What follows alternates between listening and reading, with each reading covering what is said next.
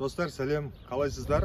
Мен өткен видеомда айтқандай, қазір Түркияның Дидим деген қаласындамын. 1,5 жылға уақыт болды бұнда келіп тұрып жатқанымызға. Бүгінгі тақырыбымыз билеттер туралы болмақ, яғни Түркия мен Қазақстан арасында қалай барып келуге болады және арзан билеттерді қайдан алуға болады. Осы тақырыпта бүгін сөз қозғайтын боламын. Негізінен мен көбіне өзім жеке жүргенде чартерлерді пайдаланамын. Түркияның немесе Қазақстанның чартерлерін. Fly Arslan, Түркияның мысалы Fly Pegasus деген сияқты өте арзан шығады. Бұл билеттерді Каспийден де немесе жеке өзінің сайттарынан да алуға болады. Ерте алған жағдайда бір жарым ай немесе 10-15 күн ерте алған жағдайда адам басына бір адамға 40-50-60 мың теңгенің жобасында шығады. Бұл әрине багажсыз. Егер багажбен алған жағдайда 70 мыңнан басталады билеттер. Менімше жеке адамға бұл өте ыңғайлы. Ал егер отбасымен жүретін жағдайда шамамен адам басына 80-90-100 мыңға дейін шығып кетеді. Балалы, баламен, багажбен сондай бағалар шығады. Енді жеке-жеке тоқталып өтсем, бірінші Tickets.kz-те арасында жеңілдіктер болып тұрады. Мысалы, Skat Airlines'қа жиі жеңілдіктер болады. Қазақстанның ішінде немесе шетелдегі рейстарға. Оны да пайдалануға болады. 20%-ға дейін жеңілдіктер. Сондай-ақ екінші Каспий. Каспий көбіне процент комиссионка дейді, өте көп қоспайды.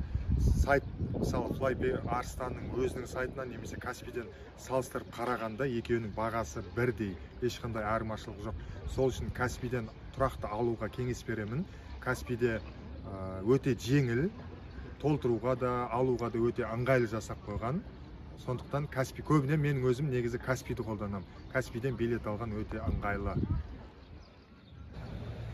Енді түрік авиакомпаниясы Pegasus туралы айтқым келеді. Себебі бұл Түркияның ішінде де, шетелге де өте арзан бағада билеттер ұсынып отырады. Fly Pegasus, яғни Pegasus авиакомпаниясы. Бұл Pegasus авиакомпаниясы арқылы Алматыдан да, Шымкенттен де рейстер өте жиі әрі көп ұшып тұрады.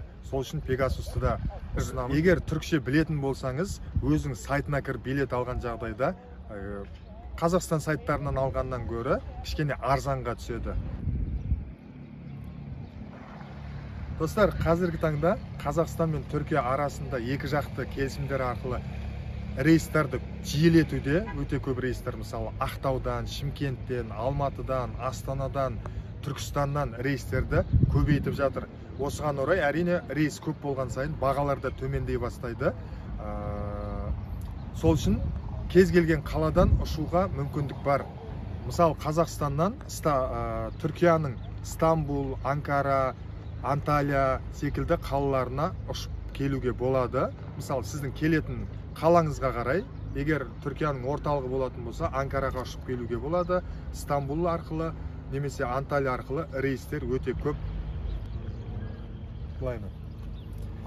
Егер комфортпен ұшқыңыз келсе, мен түрік авиакомпаниясымен Қазақстанның Air Астананы ұсынар едім.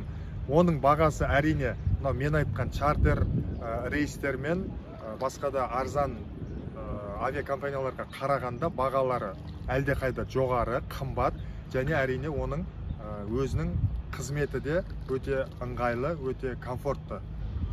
Бүгінгі видеом ұнады деген ойдамын. Түркияға келіңіздер, қыдырыңыздар. Менің видеомды жиі көріп отырыңыздар. Алдағы уақытта өте пайдалы, өте қызықты видеолар, контент ұсынамын деп жоспарлап отырмын. Жазылыңыздар каналыма, бөлісіңіздер WhatsApp'та, кез келген группаларда. Менімен бірге болыңыздар. Сәттілік достар. Түркияда күтем сіздерді.